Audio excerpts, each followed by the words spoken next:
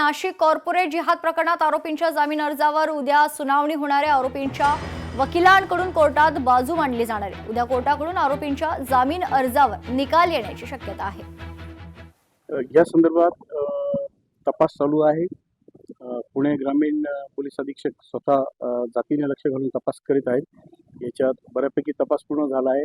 याच्यात आम्ही लवकरात लवकर दोषारोप पत्र दाखल करण्याची तजवीज ठेवलेली आहे। यात हायकोर्टाच्या आदेशाप्रमाणे फास्ट ट्रॅक कोर्टाची नियुक्ती करण्यात येणार आहे। त्यामुळे महाराष्ट्रात लवकरात लवकर तपास संपून लवकरात लवकर ही केस चालून न्यायनिवाडा होईल याची पूर्ण काळजी सरकार पक्षातर्फे घेण्यात येणार आहे। लवकरच याच्यात दोषारोप पत्र दाखल करून हा खटल्याचे कामकाज सुरू केले जाईल। एमआयएम नगरसेवक मतीन पटेलला दिलासा नाहीचे अवैध बांधकाम प्रकरणी 18 मेला सुनावणी होणार आहे। बांधकामासाठी आवश्यक परवानगी नसल्याची माहिती आहे। न्यायालयानं कोणतीही स्थगिती न देता 18 तारखेला सुनावणी पुढे ढकलली आहे। त्याच्यामुळे स्थगिती नसल्यानं प्रशासनाला कारवाई करण्याचा मार्ग मोकळा झालाय।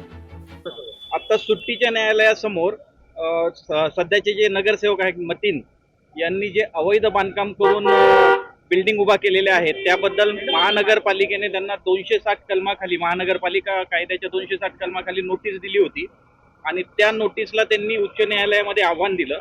सध्या कोर्ट वर्किंग नाहीये, सुट्टीचं न्यायालय कार्यरत आहे। न्यायालयाने कुठल्याही प्रकारची स्थगिती मतीन यांना न देता सरळ फक्त सिंपल नोटीस काढली आणि पुढच्या आठवड्यामध्ये 18 तारखेला सुनावणी ठेवली आहे।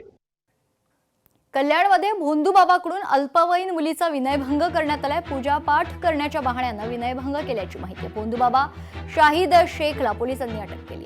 मुली घरामध्ये फिर्यादी मुलीची आई नसल्याचा गैरफायदा घेऊन त्यांनी त्या मुलीचा विनयभंग करून दुष्कर्म केलेला आहे। त्या अनुषंगानं खडकपाडा पोलीस ठाणे या ठिकाणी 234/2026 अन्वये BNS कायदा प्रमाणे गुन्हा दाखल केलेला आहे। त्याचबरोबर सह पोक्सो ऍक्ट सुद्धा लावलेला आहे। आपण त्यामध्ये जादूटोणा प्रतिबंधक ऍक्ट याप्रमाणे सुद्धा कलमाची त्या ठिकाणी वाढ करण्यात येऊन सदर आरोपीला अटक केलेली आहे। नसरापूर अत्याचार प्रकरणात पोलिसांच्या हाती ठोस पुरावा लागलाय। प्रत्यक्षदर्शी मुलांनी आरोपीला अडवण्याचा प्रयत्न केला होता।